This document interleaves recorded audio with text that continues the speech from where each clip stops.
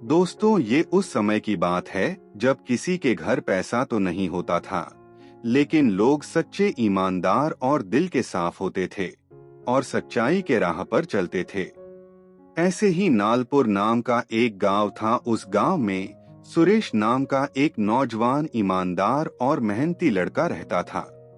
सुरेश अपने घर परिवार वालों से दूर एक अमीर व्यापारी के यहाँ पर नौकरी करता था। उस व्यापारी का व्यापार बहुत बड़ा था, लेकिन वह लालच और चालाकी के लिए बहुत ही मशहूर था। एक व्यापारी जिसका नाम था श्यामलाल। उन्होंने एक दिन सुरेश को बुलाया और कहा, सुरेश, तुमने पिछले 8 सालों से मेरे यहाँ पूरे मेहनत, लगन और सच्ची भावना से काम किया है। इन सालों में तुमने कभी भी मुझे शिकायत का भी मौका नहीं दिया। अब मैं तुम्हें एक बहुत बड़ा काम सौंपने जा रहा हूँ। तब सुरेश ने पूछा, कैसा काम? तो सेठ ने कहा, लोगों के हिसाब किताब में थोड़ा फेर बदल करना होगा। इससे हमारा टैक्स बचेगा और फिर हम और भी ज्यादा धन कमा पाएंगे। सुरेश को इस काम में थोड़ी गड़बड़ी लगी और सुरेश की ईमानदारी ही उसकी असली ताकत और पहचान थी।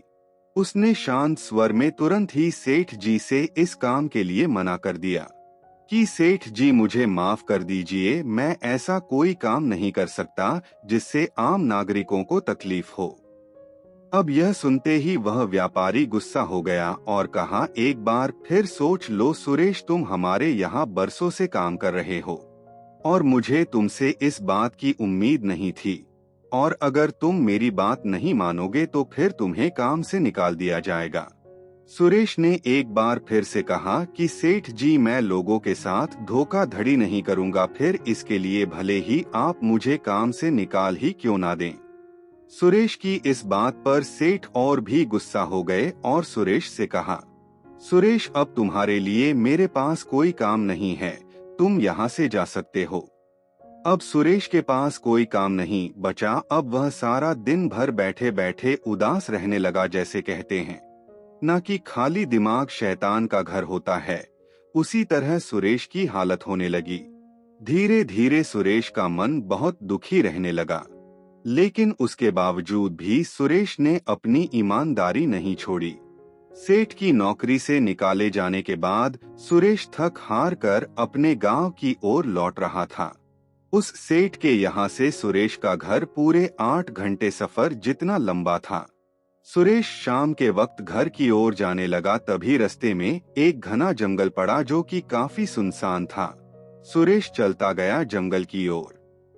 तभी उसे पीछे से किसी ने आवाज लगाई, रुको बेटा।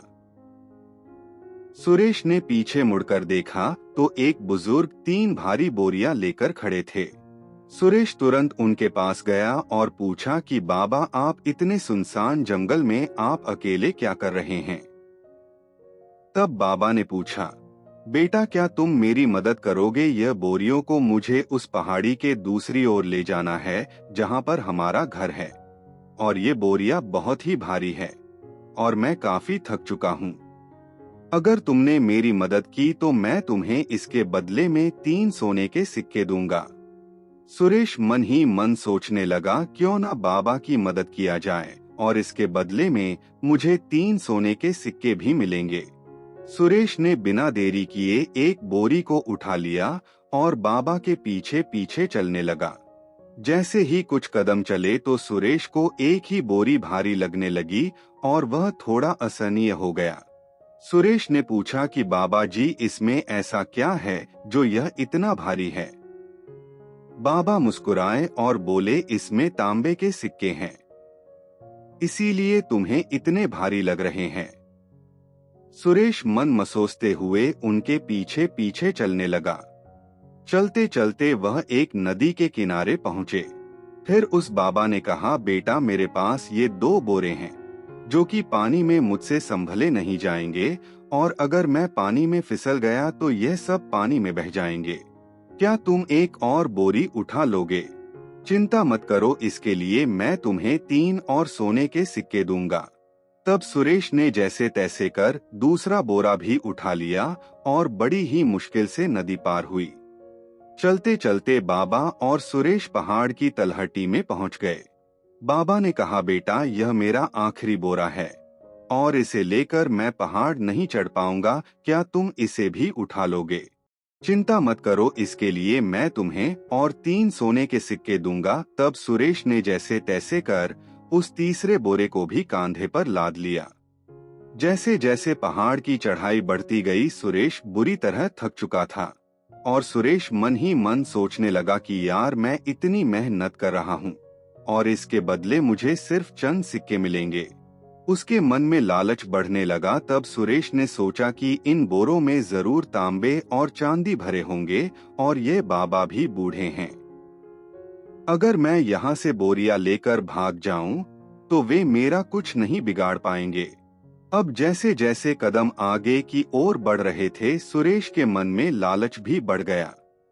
चालाकी से उसने अपनी चाल तेज की और बाबा से दूर निकल गया और वहां एक गुफा में जाकर छुप गया और बहुत ही एक्साइटमेंट के मारे बोरों की गांठी खोली और जैसे ही उसने पहला बोरा खोला तो उसमें से पत्थर निकले।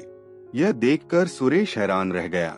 उसने सोचा कि बाबा तो कह रहे थे इसमें चांदी के सिक्के हैं।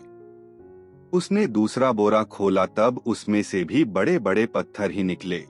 अब सुरेश को गुस्सा आने लगा और गुस्से में उसने तीसरा बोरा भी खोला, तब उसमें से भी पत्थर ही निकले और तीसरे बोरे में एक पर्ची भी रखी हुई मिली जिसमें लिखा था, सुरेश बेटा, मैं इस राज्य का राजा कुंवर प्रताप सिंह हूँ। मैं अपना उत्तराधिकारी चुनने के लिए एक ईमानदार और मेहनती व्यक्ति खोज रहा था। तब मैंने लोगों के मुंह से तुम्हारा नाम सुना, तो मैं तुम्हारी परीक्षा ले रहा था कि क्या तुम इस पद के काबिल भी हो या नहीं।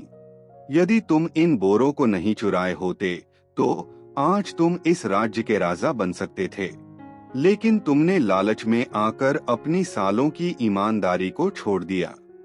यह सब पढ़कर सुरेश गुफा में जोर जोर से रोने लगा। उसने सोचा, मैंने अपना पूरा जीवन ईमानदारी निभाई, लेकिन मेरी एक गलती की वजह से मैंने सब बर्बाद कर दिया। देखो दोस्तों, जीवन में एक गलत फैसला आपकी सारी मेहनत को मिट्टी में मिला सकता है। इसीलिए लालच और बुराई से जितना हो सके उतना बचें। और कहा जाता है ना कि अपने सिद्धांतों और मूल्यों पर टिके रहना ही सफलता की असली कुंजी है। इसीलिए दोस्तों, कभी भी अपनी ईमानदारी मत छोड़ना, क्योंकि आपकी एक छोटी सी गलती आपकी बनने वाली जिंदगी को तबाह कर सकती है।